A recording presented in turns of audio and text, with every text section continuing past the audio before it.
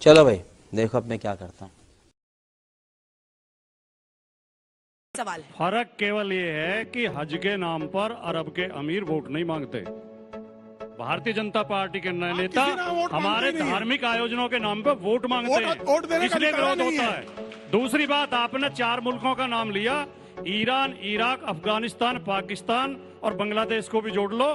जो जो धार्मिक राष्ट्र बने हैं वो राष्ट्र बर्बाद हैं, और जो लोकतंत्र के रास्ते पे चल रहे हैं, जो संविधान के रास्ते पे चल रहे हैं, वो मुल्क तरक्की कर रहे हैं। तो क्या इस देश को बर्बादी की तरफ ले जाना चाहते हैं? सबने सवाल पूछे हैं। बहन जी ने कहा कि इवेंट कहा, मैंने इवेंट कहा ही नहीं। अब यही तो समस्या होती है। मैंने शुरू में कहा कुंभ पे कोई सवाल नहीं है, सनातन पे कोई सवाल नहीं है। सवाल उस बात पर है जो बीजेपी सरकार की जिम्मेदारी है, वो अपनी जिम्मेदारी पूरी नहीं कर पा रही है। बीजेपी सरकार की जिम्मेदारी थी श्रद्धालुओं को सुविधा देना, वो नहीं कर पा रही है। और जो इधर से एक बच्चे ने पूछा कि इसके नाम पे वोट, तो धार्मिक आयोजनों जनता माफ नहीं करेगी, बीजेपी मांगती है। अभी भी योगी जी बार बार कह रहे हैं कि इतने लोग आ गए, और कई जगह तो देखिए, एक और बात बताऊं मैं आपको, एक मुलायम सिंह यादव सेवा संस्थान नाम की संस्थान है, वहां पे शिविर लगाया है, वो लोगों की मदद कर रहे हैं, सेवा कर रहे हैं। उन्होंने अपने शिविर के अंदर अपने कार्यालय में मुलायम सिंह यादव की प्रतिमा लगा दी, तो वो प्रतिमा किसी को पता चलता, किसी को नहीं चलता। हमारे बीजेपी वाले मित्रों ने उसके लाखों फोटो खींच के इतने वायरल करे सोशल मीडिया पे कि पूरे देश को पता लग गया कि कुंभ में मुलायम सिंह यादव हैं। तो ये गलतियां ऐसी करते हैं, इस पे ऐतराज करने की क्या जरूरत थी? तो जब भगवान की प्रतिमा लगनी है वहाँ पर गिर गई। चले एक काम कर, 200 रुपए दे और 50 रुपए काट ओवर एक्टिंग के वजह। वो सेवा सैकड़ों संस्थाओं ने वो शिविर लगा। ठीक है, अब आप जवाब दीजिए। मिल्कीपुर में एक सेकंड जो बच्चे का सवाल था वहीं से उठा। खाली एक बार, मुलायम सिंह यादव की प्रतिमा था उनके सेवा संस्थान ने लगाई है, और वहाँ योगी जी ने मोदी जी के इतने फोटो सरकारी खर्चे से लगाए गए हैं, उन पे ऐतराज होना चाहिए। ठीक है, इस पर भी जवाब दीजिए। और जिस फैजाबाद सीट में भाटी साहब जल्दी से, वो बच्ची पूछ रही थी कि हरिद्वार में नहा सकते थे तो प्रयागराज में कुंभ में क्यों नहीं? नहीं, हरिद्वार अखिलेश यादव जी गए, उनके चाचा जी की मृत्यु हुई है, उनकी अस्थियां विसर्जित करने के लिए हरिद्वार गए, क्योंकि हमारे यहाँ इस क्षेत्र में जितनी भी अस्थियां जो है या तो ब्रजघाट में या हरिद्वार में विसर्जित की जाती हैं। माननीय नेताजी की अस्थियां भी अखिलेश यादव जी ने हरिद्वार जाकर विसर्जित की थी। उसमें ना तो कोई राजनीति है ना कोई इवेंट है, अब उस पर भी सवाल उठा रहे हैं लोग। दूसरी बात, हमारी समस्या ये है कि हमारे नाम से वो सवाल पूछे जाते हैं जो हमने कहे ही नहीं है। अब पाप धोने जाते हैं, ये कहा चंद्रशेखर आजाद ने, अब शुक्ला जी मुझे भी हमारे नाम से कह रहे हैं। ओम प्रकाश सिंह, हम कुंभ के समर्थक हैं। कुंभ बहुत भव्य आयोजन है, बहुत दिव्य आयोजन है, पूरे देश को इस पे गर्व है। और दुनिया से जो विदेशी आते हैं वो हमेशा से आते रहे, ऐसा नहीं है पहली बार आ रहे हैं। वो 2007 में भी आए थे, 2013 में भी आए थे, 2007 में नेताजी थे मुख्यमंत्री जब अर्ध कुंभ का आयोजन हुआ, नेताजी ने खुद वहीं स्नान किया, खुद पूजा पाठ की। 2013 में अखिलेश यादव जी मुख्यमंत्री थे, अखिलेश यादव, डिंपल यादव दोनों ने स्नान किया, दोनों ने पूजा पाठ किया। ऐसा थोड़ी है पहली बार हुआ है। कटघरे में आप ही को खड़ा किया जा रहा है बार बार, जवाब दीजिए। जब से देश आजाद हुआ, जब से कटघरे में हैं हम, तो कोई नई बात थोड़ी है। अब आप कांग्रेस और समाजवादी पार्टी पर इल्जाम लगा रहे हैं। मैं वर्मा जी बहुत अच्छे आदमी है। देखिए अभी इधर से उनको अच्छे आदमी क्यों कह रहे हैं, मैं समझ नहीं इधर से एक सवाल आया था। लगा देते हैं। बोलिए। इधर से एक सवाल आया था हाँ। कि देखिए मेरे भाई, कुंभ बहुत महत्वपूर्ण धार्मिक स्थल है और सबको जाना चाहिए।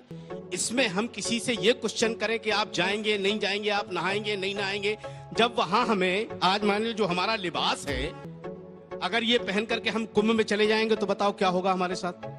स्वागत होगा सर। वहाँ दुकानें तो लगाई नहीं दी जा रही यार, हमें नहाने दिया जाएगा, क्या बात करते हो यार? दुकान अलग चीज है। और देखिए आप संगम में आस्था प्रकट कीजिए, हर चीज मैं आपको ले चलता हूँ साथ। मुझे कहने दीजिए। दूसरा, अभी एक नया ट्रेंड जो है बीजेपी की तरफ से, एक तो बीजेपी मेरी कुछ समझ में नहीं आता है कि देश के प्रधानमंत्री तमाम इस्लामी मुल्कों में जाते हैं, सर्वोच्च वहां का उनको सम्मान भी मिलता है, और हमें गर्व होता है कि हमारे देश के प्रधानमंत्री को दुबई का ये सम्मान मिला या सऊदी का सम्मान मिला, और जब वहां से लौट के आते हैं तो फिर वो शुरू हो जाता है शमशान, कब्रिस्तान, मंगलसूत्र, ये तो थोड़ा सा यहाँ तकलीफ होती है। दूसरा, आजकल एक नया ट्रेंड आप लोगों ने देखा होगा कि बीजेपी ने एक नया नैरेटिव सेट किया, उस पर लोग ध्यान नहीं दे रहे हैं कि इस साल ताजमहल को देखने के लिए इतने लोग आए और राम मंदिर दर्शन करने के लिए इतने लोग आए।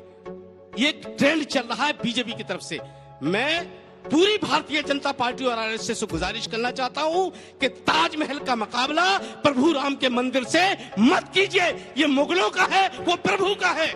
ये मत नैरेटिव सेट कीजिए। जवाब दीजिए प्रेम शुक्ला जी। बीजेपी में कौन कर रहा है, पता नहीं। ताजमहल के लिए टूरिस्ट वर्सेस प्रयागराज में श्रद्धालु मत कीजिए। और वो कह रहे हैं इस वेशभूषा में वहां जाएंगे तो उनके साथ क्या होगा? कल्पना में कुछ भी आ जाता है और ये कहते बीजेपी ने किया। नहीं, भारतीय जनता पार्टी के किसी नेता बीजेपी के वीडियो दिखा दो सर। जिम्मेदार व्यक्ति बीजेपी का कौन सा नेता? कौन सा नेता? और अब आप ये कहोगे कि वो जिम्मेदार नहीं है। कौन सा नेता? अभी आप इनका नाम अरे नेता का नाम बताइए ना मौलाना साहब, नेता का नाम कई बताइए। डिबेटों में मेरे साथ कहा गया है भाई। कौन कर रहा है? क्या बात कर रहे हैं? देखिए, जहां तक है एक कब्र की तुलना रामलला के जीवंत मंदिर से करने का प्रश्न ही नहीं पैदा होता। जहां मर्यादा पुरुषोत्तम का जन्म स्थान है, उसकी पवित्रता, उनकी कब्र के बारे में किसी की आस्था होगी, हमको उस पर कोई आपत्ति नहीं है। कब्रों पर भी लोगों की आस्था होती है, उस पर भी हमारी आस्था है, लेकिन ताजमहल मैं उस पर भी कोई आपत्ति नहीं इसको आप समझ लीजिए पहले। लेकिन खबर का मतलब ये नहीं है हमारी आस्था गरीब नवाज में है, हमारी आस्था महबूब इलाही में कोई है। आपत्ति ही नहीं की भाई। अकबर में नहीं है, बाबर में नहीं है, शाहजहां में नहीं है। आपकी मुमताज में आस्था हो जाए मुझे क्या? सर मुमताज के पीछे आप पड़े हैं सर, हम नहीं। मुमताज के पीछे हम नहीं वो कह रहे हैं इस वेशभूषा में जाएंगे तो इनके साथ क्या होगा? इस पर जवाब दीजिए। ये इनकी संगम में आस्था है तो मेरे साथ चले, मैं इनको साथ ले चलूंगा, स्नान करवाऊंगा संगम में। स्वामी दीपांकर जी, क्या होगा आपके उनके साथ साथ? जाएंगे तो सुरक्षा मिलेगी, अकेले जाएंगे तो काम हो जाएगा। अकेले भी जाइए, आप बोलिए मेरी आस्था है, कोई आपका विरोध करके तो बताना मुझे। सर मैंने किसी आस्था पे सवाल खड़ा किया क्या? अगर मेरी आस्था मैंने नहीं तो कोई मुझे सवाल हज करने खड़ा किया देंगे क्या? नहीं, मुझे बताइए, अब मेरी आस्था नहीं होगी, मुझे हज करने देंगे? एक बात कहें, और वो कह रहे हैं कि हज में भी तो नहीं जाने देते। हज में कितने मतलब हिंदू नहीं जा सकते? पहले दो चीजें हम क्लियर कर दें आपको। हमारे यहाँ मजहब इस्लाम में हज मोमिन के लिए है, जो कुरान ने कहा है। हमें दुनिया की बहस में नहीं पड़ना है, ना हम किसी को बुरा कहते और ना हम किसी के बारे में कोई बुराई वाली बात करते। दूसरा, आपने बांग्लादेश का जिक्र किया। आप एक बात बताइए, बांग्लादेश की शेख हसीना को पनाह भाजपा दे रही है। तो रुको जरा, सबर करो, बोला धक्का बुक्की नहीं करने का, आराम से लेने। अगर एक मिनट, बिना अगर आस्था वहाँ के हिंदुओं का कत्लेआम हो रहा है तो बीजेपी के नेता यहाँ से भाषण तो दे सकते हैं।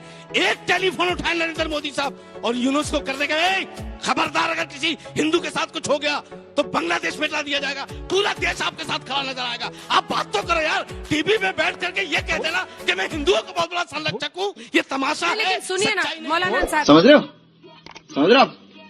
ना?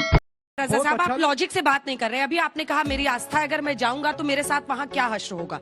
लेकिन वही आस्था आप कह रहे हैं ना कि इस्लाम विश्व की बहस में नहीं पड़ेगा, लेकिन हिंदू धर्म विश्व की बहस में पड़े। नहीं पड़े?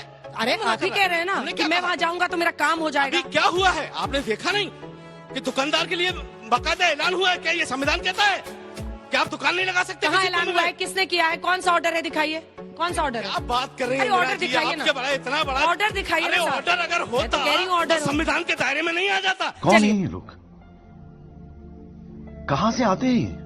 अच्छी बात है ना। देखिए, अभी एक सामने से सवाल पूछा था कौन से बिटिया ने कि श्रद्धा को आप डुबकी से क्यों जोड़ रहे हैं। हाँ। ये बिल्कुल सही कह रही हैं। हिंदुस्तान में 145 करोड़ लोग हैं, या 40-45 करोड़ लोग गए और बाकी नहीं गए 100 करोड़ लोग, तो श्रद्धा को आप डुबकी से क्यों जोड़ रहे ठीक हैं? है। हमारा भी यही उद्देश्य है, सब जाएंगे, आप सर्टिफिकेट ना बांटे। अब आपने तो इवेंट मैनेजमेंट के लिए हार्ड और कार्ड ले लेके 10 लोगों को बुलाया, जो 100 करोड़ और 145 करोड़ लोग हैं उनको आप टीवी पे फोटो पोस्टर कर रहे हैं। उनको में भी किसी गरीब को भी बुलाया है? बताइए, ओबीसी में, एससी में।